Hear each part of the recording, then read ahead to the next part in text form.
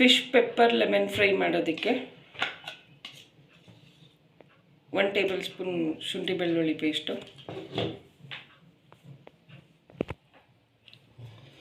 Pepper use ಮಾಡೋದ್ರಿಂದ ನಾನಿಲ್ಲಿ 1.25 table spoon ಅಷ್ಟು ಚಿಲ್ಲಿ ಪೌಡ್ರ್ ಯೂಸ್ ಮಾಡ್ತಾಯಿದ್ದೀನಿ, 3/4 ಟೇಬಲ್ ಸ್ಪೂನ್ ಅರಿಶಿನ,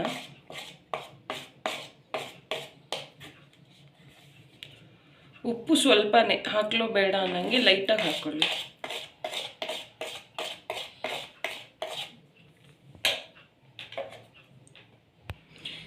ಇದು ಇಷ್ಟು ಹಾಕಿ 1 ನಿಂಬೆಹಣ್ಣು ಹಿಂಡ್ಕೊಳ್ಳಿ.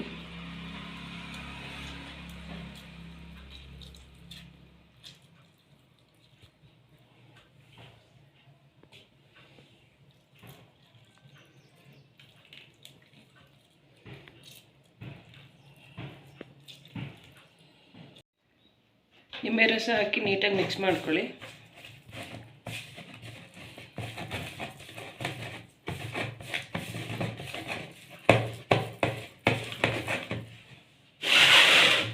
ನೀಟಾಗಿ ಮಿಕ್ಸ್ ಮಾಡಿ ತೊಳೆದು ಕ್ಲೀನ್ ಮಾಡಿರೋಂಥ ಫಿಶ್ಶಿಗೆ ಲೈಟಾಗಿ ಮೇಲ್ಮೇಲೆ ಅಪ್ಲೈ ಮಾಡಿಬಿಟ್ಟು ಒಂದು 15 ನಿಮಿಷ ನೆನೆಸ್ಬಿಡಿ.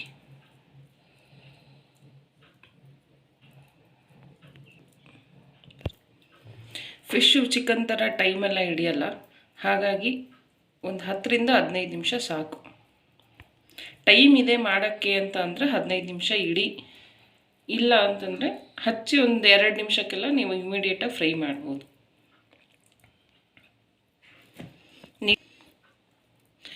ನೀಟಾಗಿ 2 ಕಡೆಯೂ ಅಪ್ಲೈ ಮಾಡಿ. ಮಸಾಲೆ ಎಲ್ಲ ಹಚ್ಚಾಗಿದೆ. ಈಗ ಒಂದು 15 ನಿಮಿಷ ಇದನ್ನು ಮುಚ್ಚಿಬಿಡೋಣ.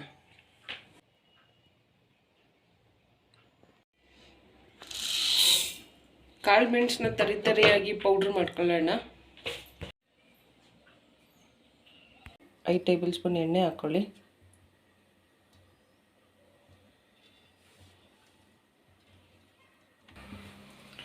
ಎಣ್ಣೆ ಕಾದಿದೆ. ನಾನಿಲ್ಲಿ 3ರಿಂದ 4 ಹಸಿಮೆಣಸಿನ್ಕಾಯಿ ಹಾಕ್ತಾಯಿದ್ದೀನಿ.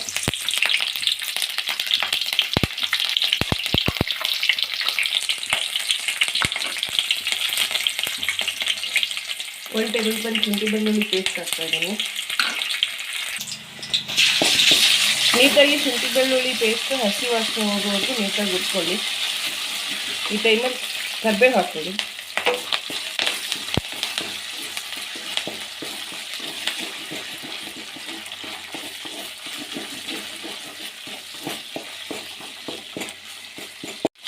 ಶುಂಠಿ ಬೆಳ್ಳುಳ್ಳಿ ಪೇಸ್ಟ್ ಬದಲು ಶುಂಠಿ ಮತ್ತು ಬೆಳ್ಳುಳ್ಳಿನ ಜಜ್ಜಿ ಕೂಡ ಯೂಸ್ ಮಾಡ್ಬೋದು.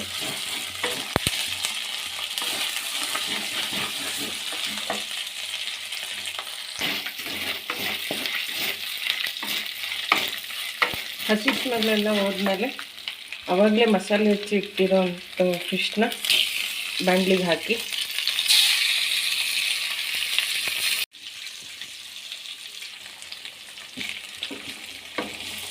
ಒಂದು ಸೈಡ್ ಆಗಿದೆ, ಇನ್ನೊಂದು ಸೈಡು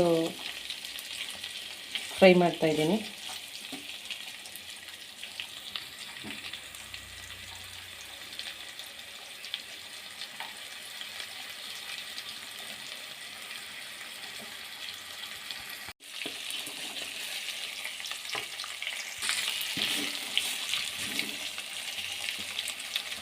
ಎರಡು ಸೈಡು ಆಗಿದೆ, 2 ಮಿನಿಟ್ಸ್ ಆಗಿದೆ. ಈಗ ನಾವು ರುಬ್ಕೊಂಡಿರೋ ಅಂಥ ಕಾಳು ಮೆಣಸಿನ ಪುಡಿನ ಮೇಲೆ ಉದುರಿಸಿ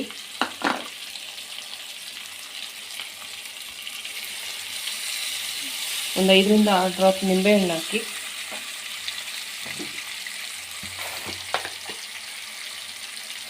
ಆವಾಗಲೇ ಉಪ್ಪು ಹಾಕಿರೋದ್ರಿಂದ ಲೈಟಾಗಿ ಸ್ವಲ್ಪ ಉಪ್ಪು ಹಾಕಿ. ಇವಾಗ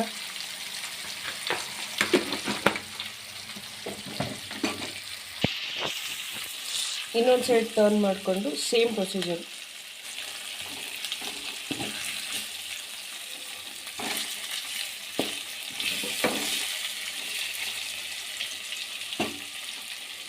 ಇನ್ನೊಂದು ಸೈಡ್ ಕೂಡ ಸೇಮ್ ಹಾಗೆ ಮೇಲೆ ಪೆಪ್ಪರ್ ಉದುರಿಸಿ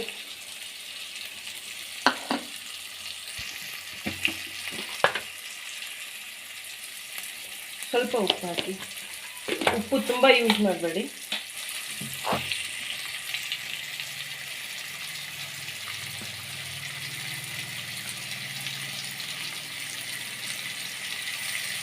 ಈ ಕಡೆಯೂ ಒಂದು 5-6 ಡ್ರಾಪು ನಿಂಬೆಹಣ್ಣು.